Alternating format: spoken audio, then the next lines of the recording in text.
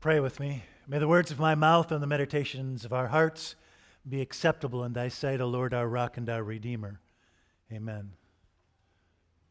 So, Lisa Bond, one of the many reasons we love you is that with 90 minutes worth of rehearsal every week, Lisa teaches the choir so that we can hear the words behind the music, right? It's not to be taken for granted with church choirs. So Chancel Choir, we love you because you make this magical marriage of melody and meaning every week. We can understand what you're singing about. It's such a beautiful thing. So Lisa's job is to help us to understand the words within the music. But I take it as my job to help you hear the music within the words. I want to introduce to you a couple of words that marry melody and meaning. Words that are understood in the ear even before they get to the brain. Have you ever asked yourself, what is the most beautiful word in the English language? The most beautiful sounding word in the English language? My vote is for the word silence. I could be persuaded to vote for the word mystery. Lo, I tell you a mystery, writes St. Paul. Or whisper. Mellifluous is a beautiful word. Mellifluous is a mellifluous sounding word. If you didn't know a word of English, you might be able to guess what the word murmur meant. How about the word bombastic? It's not very melodic, but it gets its point across, doesn't it? Now, the ever-helpful internet is quite handy if you wanted to compile a list of the ugliest words in the English language, like scab, blog, curdle, fetid, honk. Ironically, pulchritude, which is one of the ugliest words in the language, means beauty. By common consent, the most unpleasant sounding word in the English language is moist. I don't know why.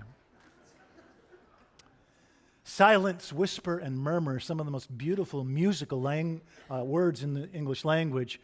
You probably have your own ideas, but I hope a few of you at least would vote for the theological word atonement.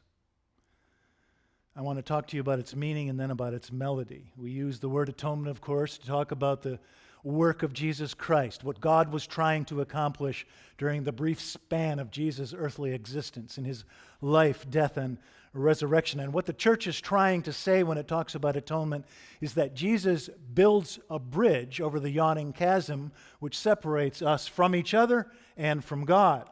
What Christians believe is that Jesus Christ breaks down the barriers that divide us from God and from each other.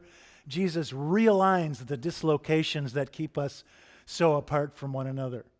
You remember how C.S. Lewis imagines hell in that beautiful book, The Great Divorce? C.S. Lewis says hell sprawls.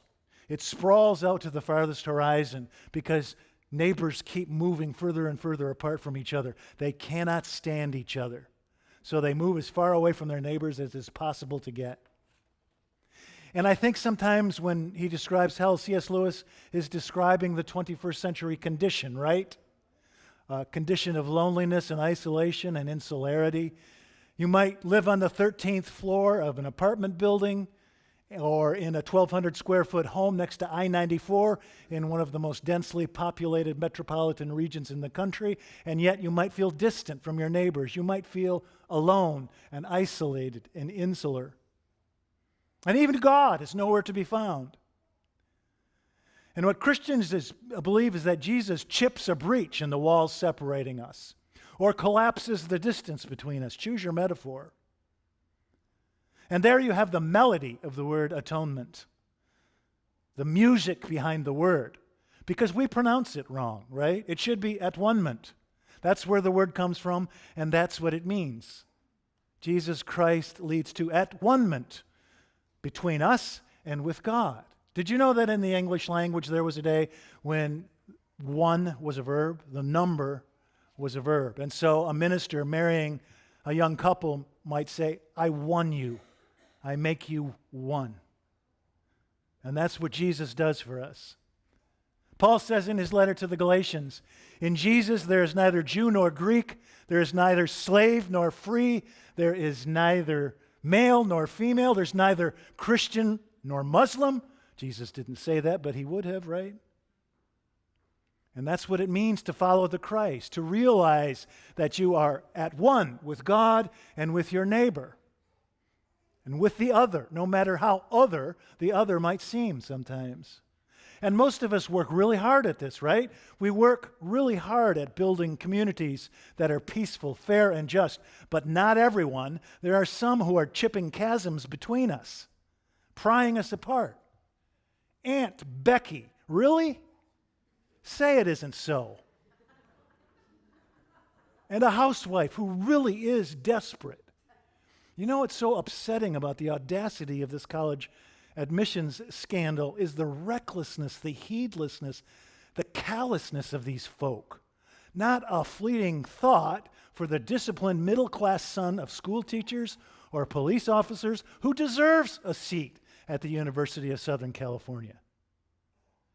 So, if you had $500,000 sitting around that you didn't know what to do with, and your daughter didn't want to go to college anyway, why wouldn't you invest it in an S&P 500 index fund, earn some interest, send her on a trip around the world, and give her the money with interest when she turns 22?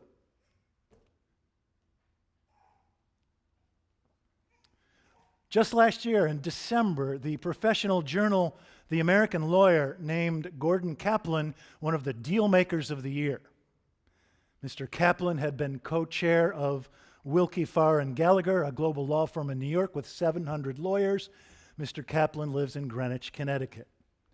He paid $75,000 to arrange for a smart adult to take his daughter's ACT test so that her score would rise from the 22 she was getting on her own on practice tests to the 32 that would get her admission to Cornell, her father's alma mater. Mr. Kaplan told Rick Singer, the crooked admissions counselor, "I'm not really worried about the moral situation here. I just don't want to get caught." Deal maker of the year. I guess so.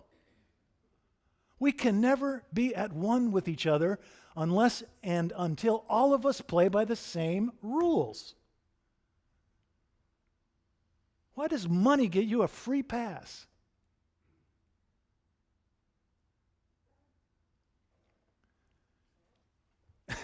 It happened in Christ Church. How's that for a bad joke? Christ Church. In Christ there is neither Jew nor Greek, neither slave nor free, neither male nor female. Christ Church. And this process of at-one-ment had been working so well in New Zealand, this stunning landscape, this serene and Pacific island in more ways than one. Peter Jackson brought the stunning landscape into our living rooms with The Lord of the Rings. 50 people died. That's more firearm deaths at one stroke than have died in New Zealand in the last 7 years.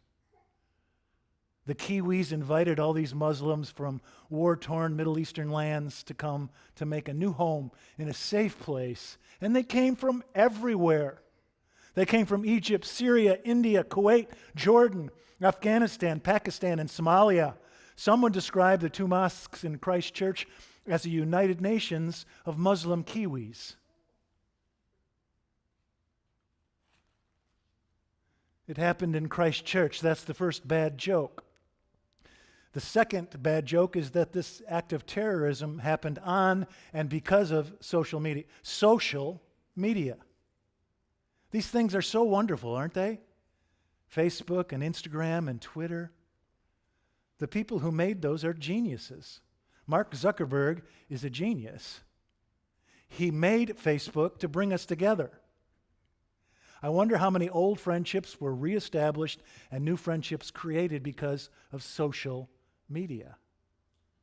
Match.com, OkCupid. These are instruments of at-one-ment.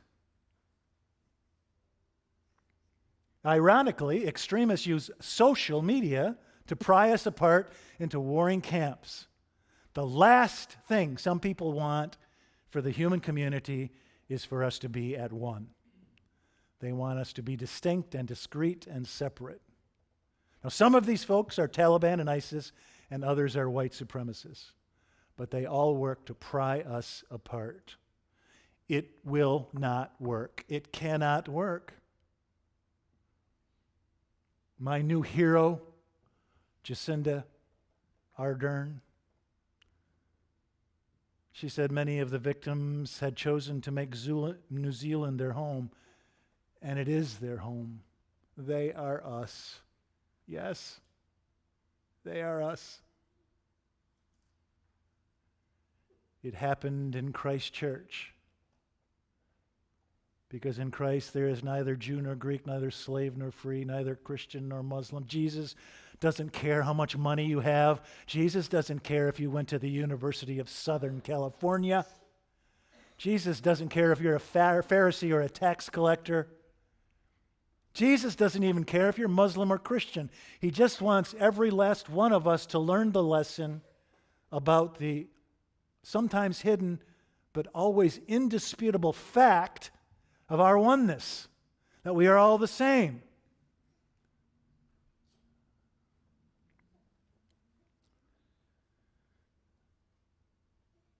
Ali McGee is the bone marrow specialist at the DeVos Children's Hospital in Grand Rapids, Michigan. He is the go-to transplant guy on the western side of the state of Michigan. Ali is from Egypt. He was educated at the University of Alexandria in Egypt and at Emory University and the University of Florida in the United States. And so he was working at DeVos Children's Hospital with a 12-year-old girl who needed a bone marrow transplant. She must have had leukemia, right? And Dr. McGee got to talking with the mother of this little 12-year-old girl, and the mother said to Dr. McGee, they got to talking about immigrants and refugees and so forth, and the mother said to Dr. McGee, I just wish all those Muslims would go home. And Dr. McGee said to the mother, would you like me to go home before or after the transplant? We can't make it without Dr. McGee. We all need each other so much. They are us. Yes?